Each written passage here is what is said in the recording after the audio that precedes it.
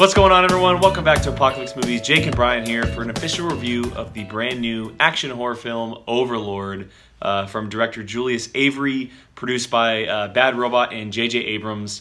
And so this definitely has some stellar people behind the film for this movie. And I had been looking forward to this movie from the beginning. You're definitely. I would have been psyched about this movie from the moment the first trailer dropped. I just love the idea of a Nazi zombie movie. Yeah. And it definitely is that. It does not shy away from that at all. I don't know. I know that you were looking forward to it as the release came, but in the beginning you were kind of questioning it simply because you're not a huge horror guy. No, but I'm a sucker for anything World War II. So that's how what, I am. That's what drew me in. Like, and it's full World War II. In oh this yeah, movie. 100%. And we will get into some spoilers probably. We're going to try and keep it as clean and quick as possible. But let's start with that opening sequence. Phenomenal. Yeah. That opening sequence at the planes. The plane was dope. Is ridiculously cool. There's some really sweet, cool moments in this movie as far as action and even like horror elements. But that opening sequence was definitely one of my favorites. Yeah. I love the way they used the soldiers, and it really felt real life, like how it would happen.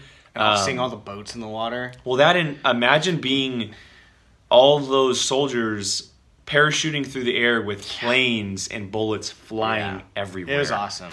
It's ridiculous. But yeah, I mean, just kind of getting into a little bit of spoilers, it definitely does not shy away from gore. No. It definitely does not shy away from, killing and complete violence. There's some pretty scary moments in this movie, not just with the Nazis versus the Americans and everything going on there, but the serum that takes place as far as what the Germans are experimenting with. It turns these people into scary, evolved. They're not even zombies. They're a whole different breed. They're really a whole different breed. Yeah, they could be alive without even a body, just their head. Well, yeah. So, and his name is so hard to say for me, but it's Fitz from Agents of S.H.I.E.L.D. Yeah, he's in this film, and he plays a photographer, and so he's not in it that much. He's not in it that much, but I don't think his role really served. His role served one purpose, and that was to die. And so that was a couple of people's roles. Yeah. So basically, in this movie, the 4 soldiers that remain from their squadron that end up on ground, they capture a German leader, Nazi leader, and they hold him captive. Turns to 5. But then goes back to 4. Yeah. So let's say the main 4, they capture this Nazi leader. And they're trying to get information out of him. So Fitz eventually gets shot, and he is given the serum by Boyce, and I don't have the actor's name off the top of my tongue. But he comes back to life after getting 2 bullets to the chest, and some craziness happens after that. Bones are breaking, necks are flying backwards. He gets coming through necks. He looks like he's becoming a dragon in a way. Yeah. He gets shot again by a machine gun from Wyatt Russell's character. And then he comes back to life again until Boyce smashes his head in with the end of his rifle, and over that is that. Over and over and over. Overlord. I mean, that could be a cool little thing there. But yeah, so it was interesting because it let us know what was going on. But the cool thing about this is that each time someone got plugged with the serum, they seemed to turn out a little different. Yeah. In comparison to the previous person, like Fitz looked like he was going full transformation. Fitz was going full Nazi zombie. It was insane. Well, I shouldn't say Nazi zombie, but full zombies. Bones, full zombie. Like it was crazy. That was probably the gruesome. It was when his head flew backwards and the neck and everything, like that was horrifying. Yeah. But then you have the zombie that was chasing after the girl down the hallway, which looked completely different. Those ones were. And then the Nazi leader eventually, after getting shot in the face, he plugged himself with a few of the serums. Like 3 of them. And he didn't really transform. He kind of almost healed because his face was basically blown off. He healed and gained strength. Yeah, he became super powerful and he didn't really transform like the others did. But it was pretty interesting the way they played with the Nazi realm in this. Yeah. Because we see so many zombie realm. We see so many zombie movies. I kind of like what they did with it as far as the creatures and the way they look.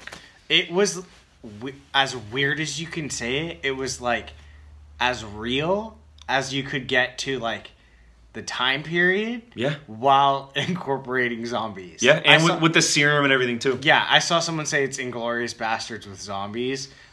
I can see that. Yeah, I could see that. It's not as funny, obviously. No, yeah. not at all. But it had a couple chuckles. Oh, yeah, definitely. The one actor that's from Orange is the New Black. You don't know. I know who you're talking about, though. Yeah, the asshole of the group. Yeah, he was pretty funny. He was kind of like the comic relief every now Him and with then. the kid and everything, yeah. But it was weirdly, like, believable. I think that's because it was, like, how well done. Well, and the Nazi leader that we keep referencing, he kept saying at the end, the strongest Reich is gonna 1,000-year Reich has to have 1,000-year soldiers, and so I could see the Nazis doing that back then. And there's so many movies about them experimenting and doing things, like Captain America. Yeah. But so it would also make sense to have like a super soldier type thing, and it turns into something like this where they're considered zombies, but they're not necessarily, because we didn't see anybody eat anybody.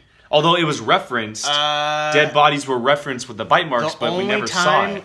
Was when the girl was running away, she did something to the soldier, and then all of a sudden you saw the hand pull the guy. Oh, in, that's right. In the room. But that was like the only time. And we never actually saw it physically. Yeah. We saw dead bodies with bite marks on it, yeah, which referenced the zombie part of it, but we never physically saw it. And it wasn't like, I'm a zombie, I bite you, you turn into a zombie. Yeah. It was like strictly from the serum. The serum only, which is really cool. So it was very different from your typical zombie movie. As far as the action goes, there's some pretty cool stuff in there. Other than that opening sequence, the machine guns and everything from World War II is really cool. They have some really cool things there.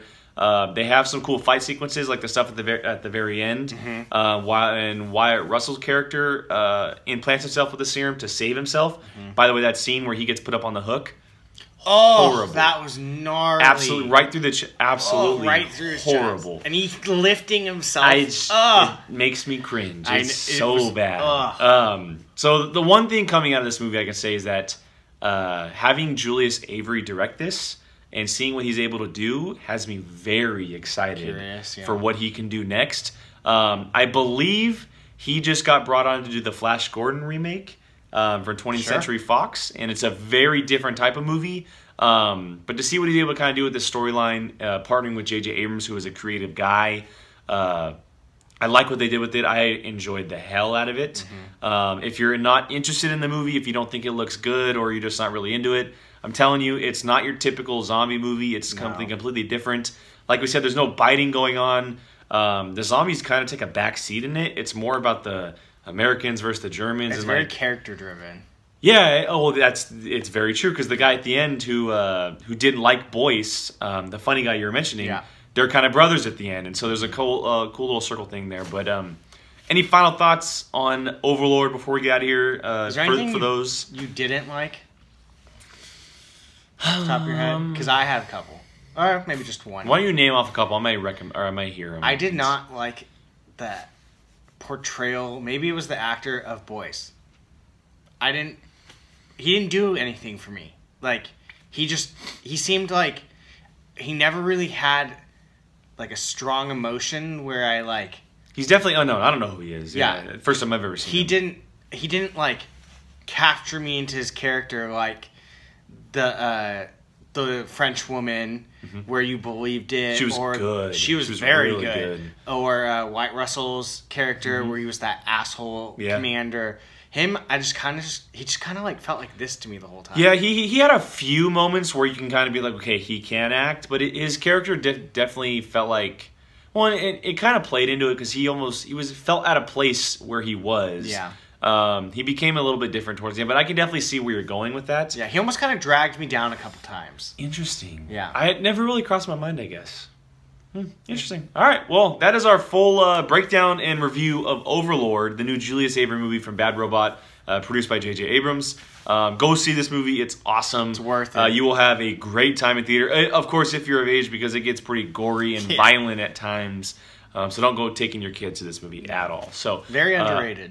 Very underrated, very underrated. So if you have seen Overlord, head down in the comments, leave some thoughts down there. What did you think of it? Are we, off our boat? Are we not right about this movie? Leave some thoughts down there. We will get back to you as soon as we can. Not a Cloverfield movie. It hasn't been confirmed. And they did leave it open at the end to possibly be a Cloverfield movie, but you never know. So for Apocalypse Movies, head to our website at apocalypsemovies.com, this YouTube channel. For Brian, for myself, can't thank you enough for joining us on our review today. And until next time, see you later.